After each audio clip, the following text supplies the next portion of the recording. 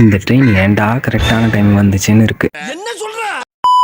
ஆமாங்க, நேற்று ஃப்ரைடேனால வீக்கெண்டுக்கு ஊருக்கு கிளம்பிட்டேன். நான் போகிற ட்ரெயின் தாம்பரத்தில் 10:40 எடுப்பாங்க. நம்ம அந்தோதய ட்ரெயினை தான் சொல்கிறேன். ஸோ ஆஃபீஸ்லேருந்து ஸ்ட்ரைட்டாக கிளம்பி 9 மணிக்கெலாம் ஸ்டேஷன் போயிட்டேன். அண்ட் லாஸ்ட் டைம் போகும்போது திண்டுக்கல் வர போணுச்சு. ஸோ அவ்வளோ கூட்டம் இல்லை. பட் இந்த டைம் திரும்பவும் பழைய மாதிரி கன்னியாகுமரி வரையும் போகுது. நல்ல கூட்டம் தான், அதுவும் நல்லது தான். நிறைய பேர் அவங்க ஊருக்கு கரெக்டாக போயிடுவாங்க. அப்புறம் என்ன, ட்ரெயினில் ஏறி மேலே டாப்பில் ஏறி படுத்துட்டேன்.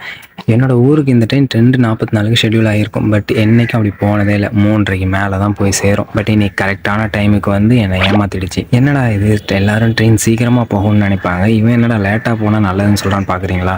பிகாஸ் எனக்கு சீர்காழி டவுனில் இருந்து என்னோடய வில்லேஜுக்கு 4:40 தான் பஸ்ஸு. அதனால தான் சொன்னேன். பட் இன்னைக்கு கரெக்டாக போய் சேர்ந்துடுச்சு. என்ன பண்ணுறது, நாம் நினச்சது எப்போவும் நடக்கும்னு சொல்ல முடியாதுல்ல. அப்புறம் ஸ்டேஷனில் இருந்து பஸ் ஸ்டாண்டுக்கு 1.5 கிலோமீட்டர் இருக்கும். ட்ரெயின் லேட்டாக வந்திருந்தால் நிறைய வண்டி வரும். அதில் லிஃப்ட் கேட்டு பஸ் ஸ்டாண்ட் போய் சேர்ந்துருப்பேன். சீக்கிரமாக வந்ததுனால அந்த பாக்கியம் கொடுத்து வைக்கல. அப்புறம் நடந்தே பஸ் ஸ்டாண்ட் போயிட்டு அங்கேருந்து எங்கள் ஊர் பஸ் ஏறி ஊருக்கு போய் சேர்ந்துட்டேன். தேங்க்யூ கைஸ், பாய்.